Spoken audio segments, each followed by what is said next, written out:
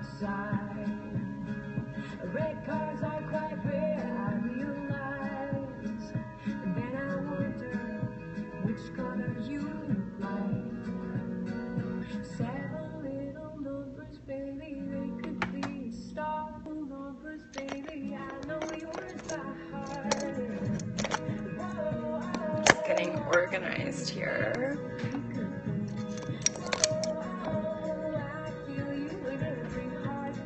There we go. I am organized. Okay, so my first Periscope. I have no idea what I'm doing. I think of myself more as a radio person than a TV person, meaning I feel like I should be heard and not seen, but I'm gonna just do this. My name is Jillian Murphy, and I am a naturopathic doctor. I also happen to be an intuitive eating coach, and I work a lot with body image, disordered eating, and weight counseling. So I write a blog and I write articles all the time about body image and weight and intuitive eating. And I was writing an article today that I'm going to post in just a few minutes, and I write these articles at kingstonnaturopath.ca. I write these articles, I post them there, I post them on my Facebook page, Jillian Murphy ND. And I was writing a post today, and I was thinking actually that it's pretty high level stuff that I'm starting to talk about right now. So I'm starting to talk about, you know, things that are more complicated and not so basic when it comes to intuitive eating and body and weight.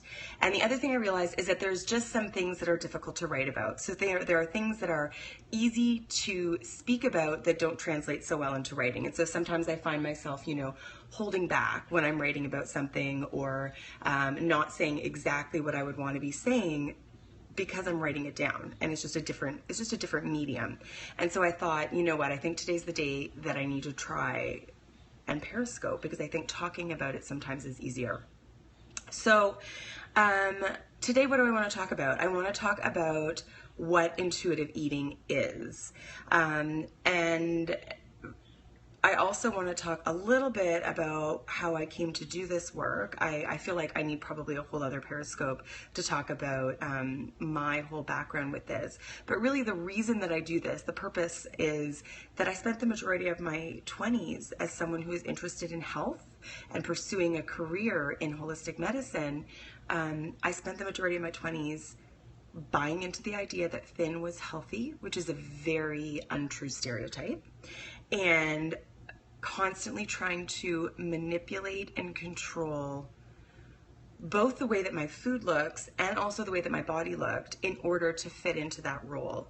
And as a result, you know, I've done some long-term damage to my body, and I wasted a lot of really, really valuable time and brain space in my 20s dealing with this. And so I just feel like, you know, the work that I do is working one-on-one with women, and I love that.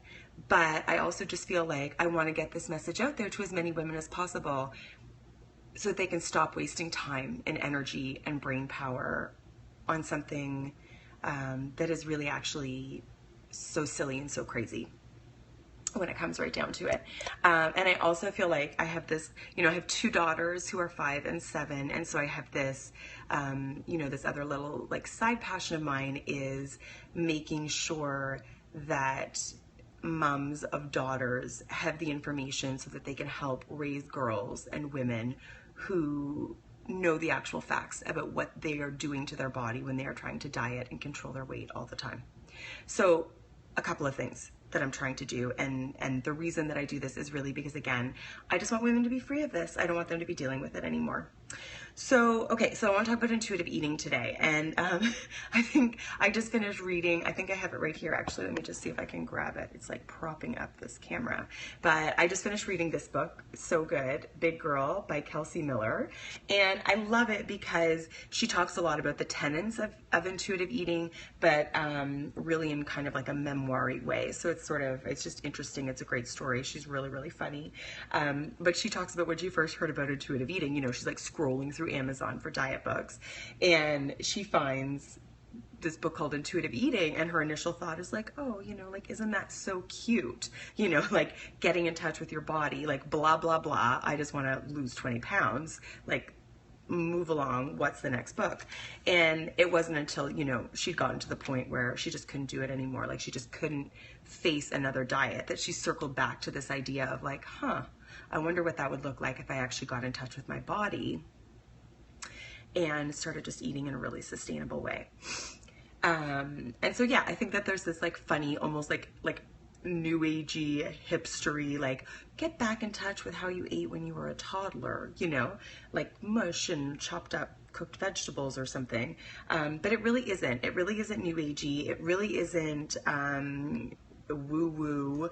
It's super practical. It's 10 steps to helping you get back in touch with what your body wants and needs. And your body is like the ultimate source of information for you. You know, everyone thinks that they need the diet book, or they need the diet info, they need the meal plan, they need the expert telling them what to do. But the fact of the matter is your body is the expert. It's like if you were a tiger, like a tiger knows how to eat, you know, you don't have to like read a book to a tiger to teach a tiger how to eat, or a dog or a cat. They know what they need to eat.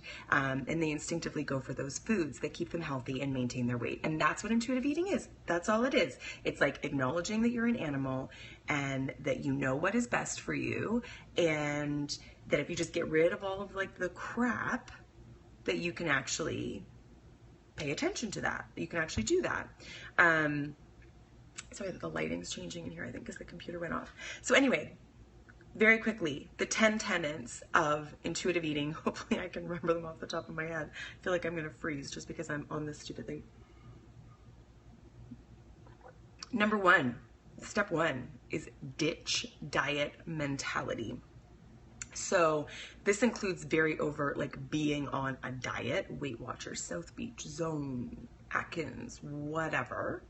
But it also involves ditching pseudo dieting mentality, which is just like a lot of like thinking that you can like pre-plan your meals all the time. Like you can pre-plan what you eat for like the next month, right? Like, oh God, I had a bad day today.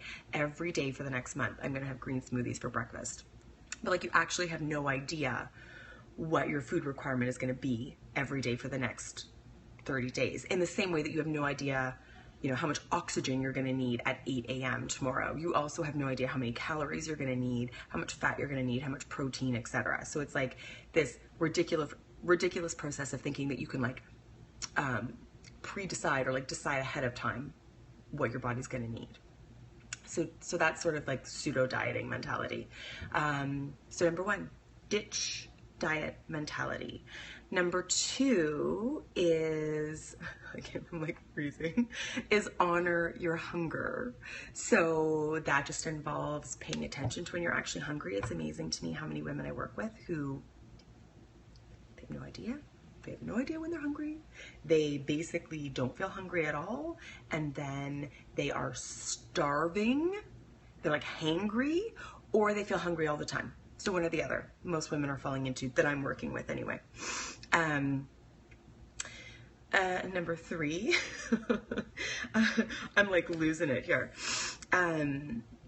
Make peace with food. Make peace with food. And I've joked about this 100 times, but like as a naturopath, like as someone who works with food, there's this point you get to where it's like nothing is healthy but kale. You know, you've got like kale and coconut oil and like the odd avocado, and everything else is basically, for one reason or another, it's like on the bad list. And so one of the main steps here is making peace with food. Like food is just fucking food. That's all it is, you know? And again, I joke about this, like, you know, sugar never made a plan to murder anyone. Like it's just sugar, and how we use it and how we work with it can make it sort of like neutral, beneficial, or it can make it a little bit detrimental to our health. But it's just food. So a step in this process is actually like making peace with food. Challenging the food police. I love this one. So again, this falls under kind of the same scope, but the idea is like learning to challenge the food police that are around you, telling you how you should be eating. You know, you have these people and you're like, I've been this person. Like, it's embarrassing. Like, it makes me embarrassed because I thought that I knew. Like, I thought that I could nail this down. You know, this is how you should eat. I'm a naturopath. This is what I do. And the fact of the matter is we can't always know what's right for other people. But also banishing the food police in your head, right? So that voice in your head that, like, when you're eating the ice cream cone is kind of like half letting you eat it and is half criticizing you for eating it, or telling you that you need to make up for it later, whether it's with the way that you eat or exercise. So that's banishing the food police. The next one is feeling your fullness. And this works along the same lines as honoring your hunger, but believe it or not, you have to do it after you honor your hunger. Trying to like feel you're full before you really honor hunger is challenging. And I can talk about that more on another day, actually.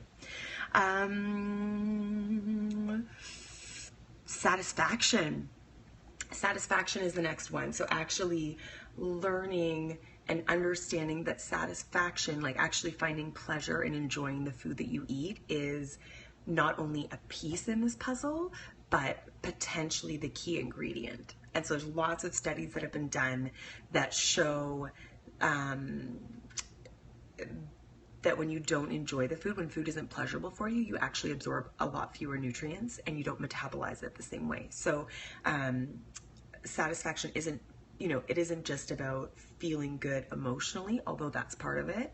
It's also a really important part of just eating well, nourishing your body, and getting all the nutrition that you need. What do I have here? I don't have my glasses on, so I'm actually like a little bit blind. What haven't I talked about? I haven't talked about exercise. So I haven't talked about exercise, which is also a piece in this puzzle. But I don't even call it exercise. In the intuitive eating book, they call it exercise, but I just call it movement. Because to me, you know, when we're eating intuitively and we get in touch with our body, we start to find ways to move our body that feel really good. And they don't feel like, it doesn't feel like, something you have to do. It doesn't feel like punishment. It's actually something that's just like stress relieving and enjoyable and makes you feel really, really, really fantastic. And then the other thing is actually honoring your health. So again, when we first start this process of intuitive eating, there really is a lot of allowance. So it's really about, like, you know, that whole like making peace with food thing. Sorry, my hair is like terrible. Making peace with food involves a lot of allowance. So it means actually like challenging all of those times where we thought we couldn't eat a food and actually doing it and eating it, and then starting to realize that, you know what, it's not this like majestical thing that we never allow ourselves because it's potentially going to make us like 500 pounds and, you know, get cancer. It's just actually ice cream or whatever. So there's a lot of allowance at the beginning. But what people don't realize is that with intuitive eating, you know, the end goal is actually gentle nutrition. So really gentle, moderate guidelines that help you feed your body in a way that makes you feel good physically, emotionally, spiritually, energetically, all those things. Yeah, and so for anyone interested in reading more, like I said, I just finished reading this, which is a memoir, Kelsey Miller, Big Girl, loved it, hilarious.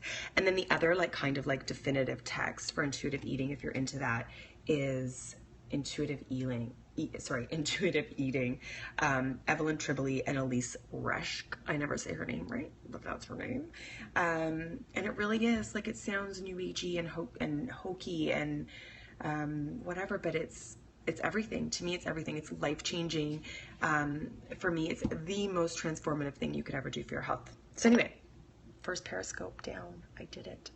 I don't know how to stop it, actually. So let's see if I can figure that out. But thanks for tuning in if you did. And if not, hopefully they'll get better and better. Okay? Love and happiness.